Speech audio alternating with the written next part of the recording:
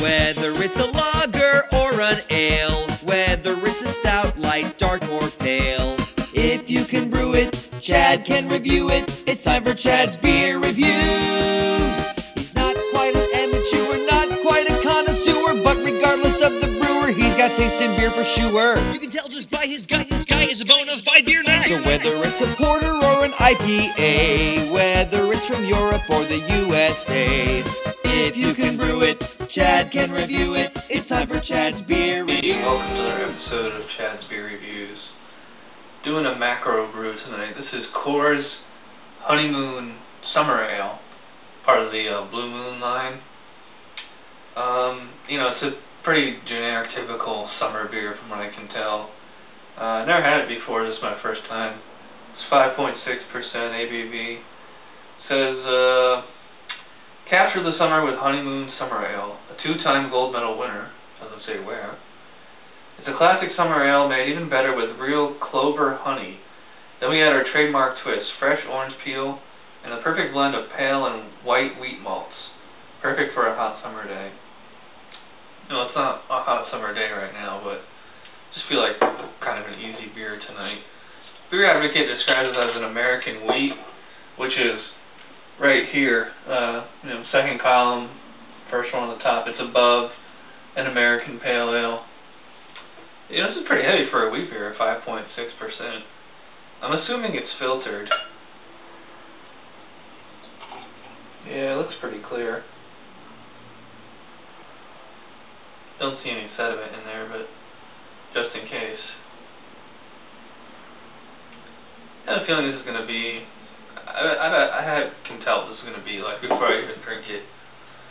Well, it's got a bright gold color. It looks like a, like a macro lager. Not much carbonation in there, hardly any. It's got a pretty decent head on there, like a finger and a half. It's bright white, kind of foamy. It smells mostly like a generic lager, but I can kind of smell some, spice in there. It says it's made with, honey and orange peel. So it's like a really, really, really weak 𝓑𝓻𝓮𝓲𝓸𝓷.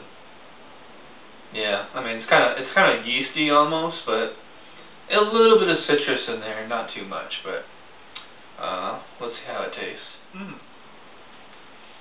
Yeah, definitely getting a lot of honey in here. A lot. I thought this was going to taste like like a really weak 𝓑𝓻𝓮𝓲𝓸𝓷. Kind of like the 𝓑𝓻𝓮𝓮𝓲𝓸𝓷 amber wheat.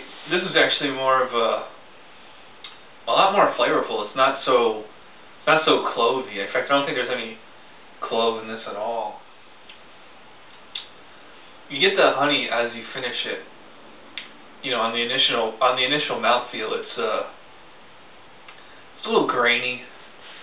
But there's some flavor going on there. Not a lot of citrus or anything. It's just kind of overall kind of sweet kind of flavor. Yeah, it's a little thin, kind of watery, but overall, pretty, fairly tasty. It's not doing a whole lot for me. I'll have to admit, it doesn't taste like what I thought it was going to taste like. Cause I thought it was going to be more like a, like a 𝓑𝓻𝓮𝓲𝓸𝓷, but this is actually, I don't know, it's just kind of like a generic, kind of like a blonde ale, but not as crisp. Yeah, I'm definitely getting that honey taste, but it's mostly on the finish. It tastes, like it says it's made with real honey, but it seems a little artificial to me. I mean, it's kind of like this dry, kind of yeasty kind of thing going on here. Yeah, I mean, I like it, but it's not super great.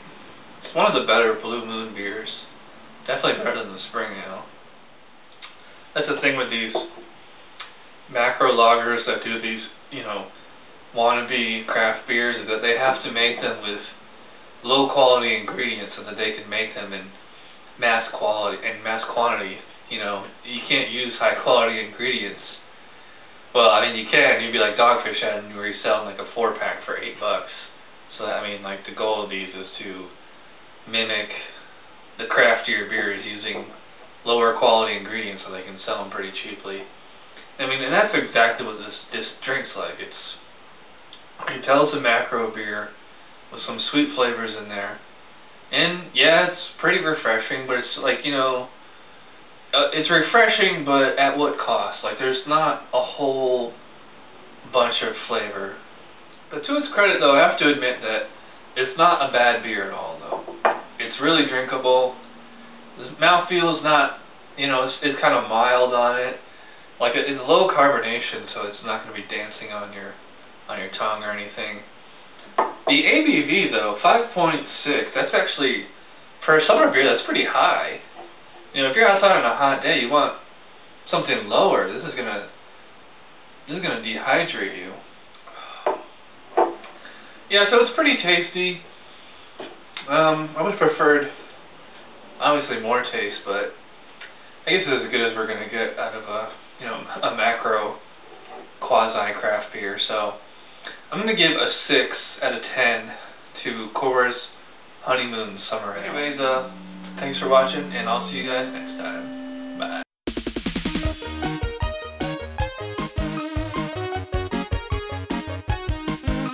Somebody brewed it, Chad just reviewed it. Thanks for watching Chad's Beer Review. Trust me, the next episode will be a lot better.